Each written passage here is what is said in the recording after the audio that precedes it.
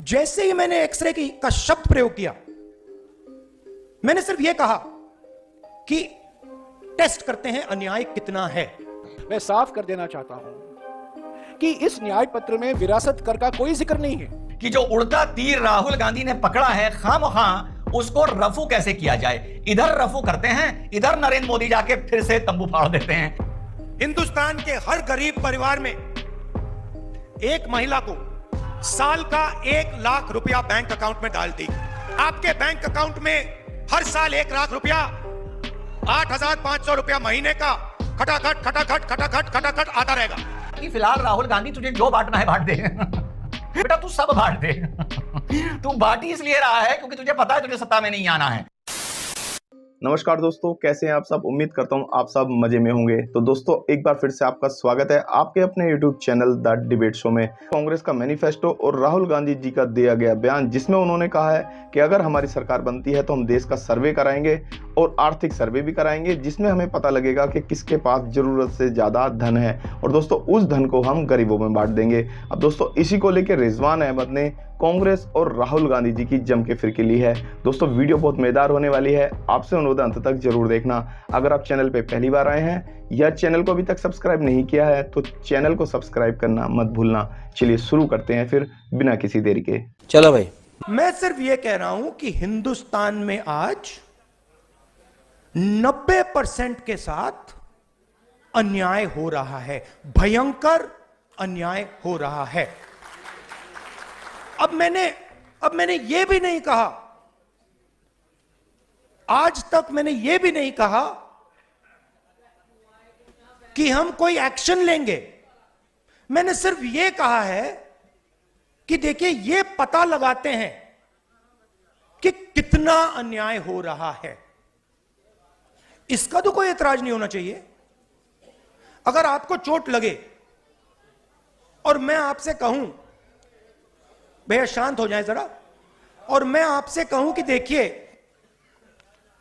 इनको चोट लगी है, एक्सरे करा लीजिए, तो एक्सरे से किसी को इतराज तो नहीं होना चाहिए ना।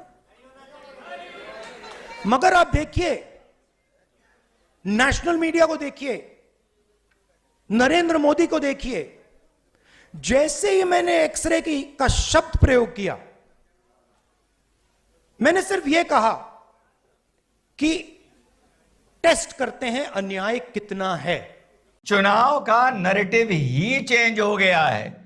चुनाव का नैरेटिव चेंज करने चला था राहुल गांधी और चुनाव का नैरेटिव चेंज कर दिया है माननीय नरेंद्र मोदी जी ने।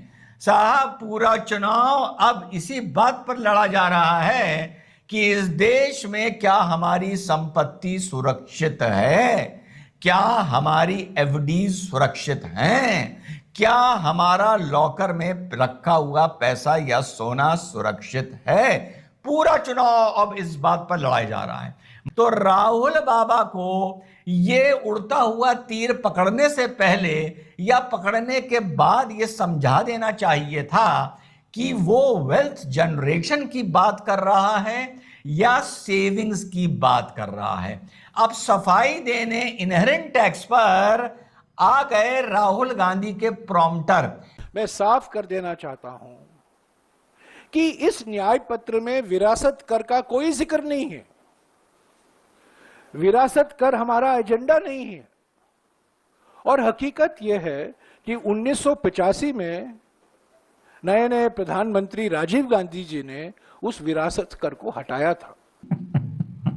पूरी पार्टी कंफ्यूज हो गई है कि जो उड़ता तीर राहुल गांधी ने पकड़ा है खामखां उसको रफू कैसे किया जाए।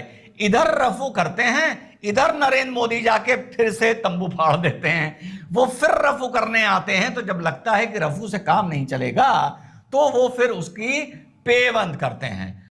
हिंदुस्तान की हर गरीब परिवार में एक महिला को,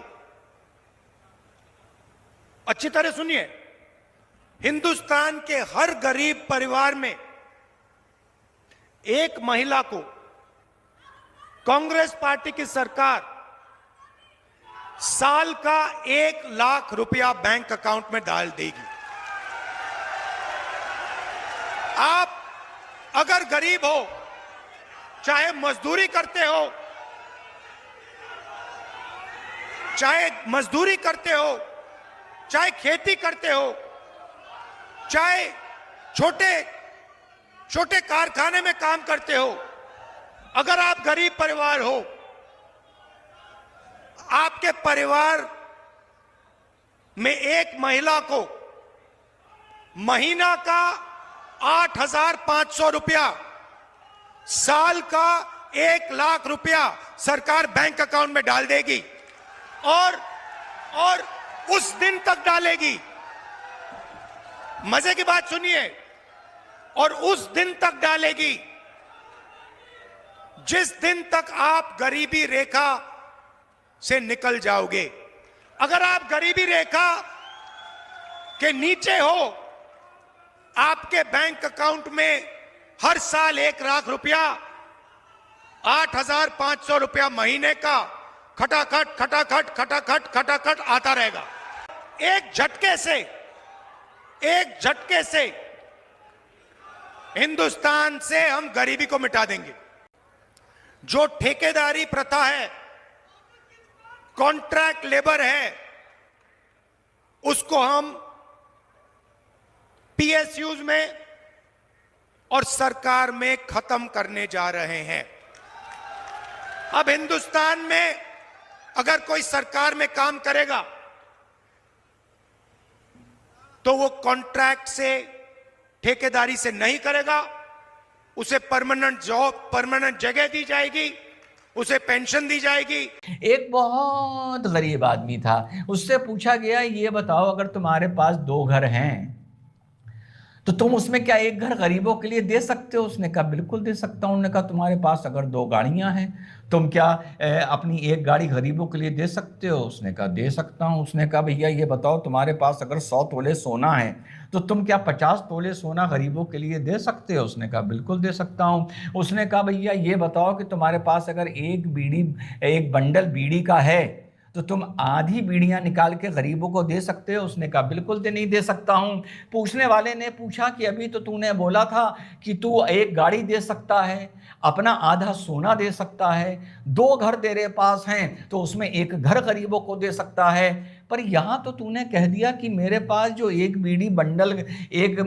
बंडल बीड़ी का है उसमें से मैं आधी 10 बीड़ियां निकाल के गरीबों को नहीं दूंगा। भैया ये क्या बात हुई बाबा? बाबा ने कहा जो पहले तुमने 3 चीजें पूछी थी कौन सी मेरे पास हैं?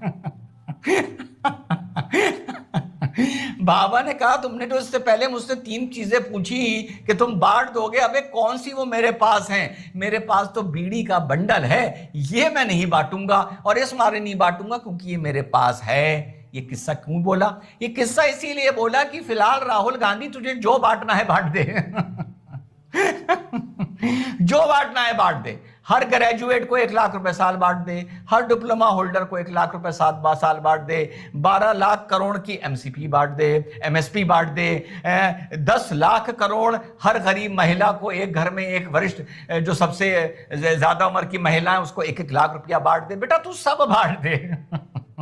तू बांट इसलिए रहा है क्योंकि तुझे पता है तुझे सत्ता में नहीं आना है, लेकिन जब तुम्हारे पिताजी को तुम्हारी मम्मी की, तुम्हारी दादी की प्रॉपर्टी इनहेरिटेंस टैक्स में बांटनी थी तो उन्होंने नहीं बांटी। और इनके प्रवक्ता इतने मूर्ख हैं कि कह रहे हैं भैया इनहेरिटेंस टैक्स का हमारा एजेंडा नहीं है। अरे मूर्ख आदमी, तुम्हारा साफ साफ एजेंडा है। तुम साफ बोल चुके हो कि हर आदमी का सर्वे होगा, तुम साफ बोल चुके हो, और तुम्हारी दूसरी नेता और राहुल गांधी की बहना इस बात पे मोहर लगा चुकी हैं। कल मैंने सुनाया था आप लोग को कि सबका सर्वे होगा और देखा जाएगा किसके पास क्या है, पूरी रिसोर्सेज का सर्वे होगा।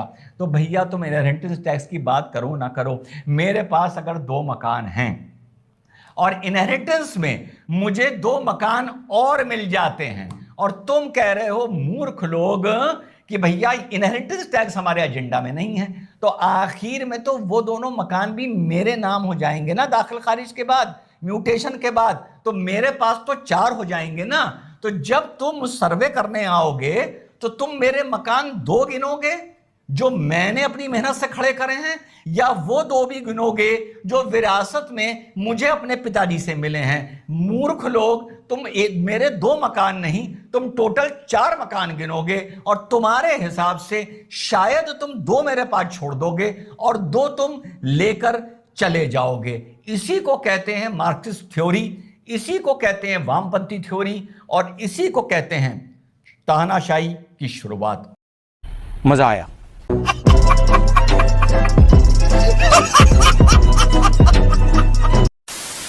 तो दोस्तों, अगर आपने वीडियो अंत तक देखी है तो उम्मीद आपको वीडियो पसंद आई होगी। वीडियो के बारे में आपकी क्या राय है कमेंट्स करके जरूर बताना। वीडियो को अंत तक देखने के लिए आपका बहुत बहुत धन्यवाद। मिलते हैं बहुत जल्द अगली वीडियो में, तब तक के लिए जय हिंद, वंदे मातरम।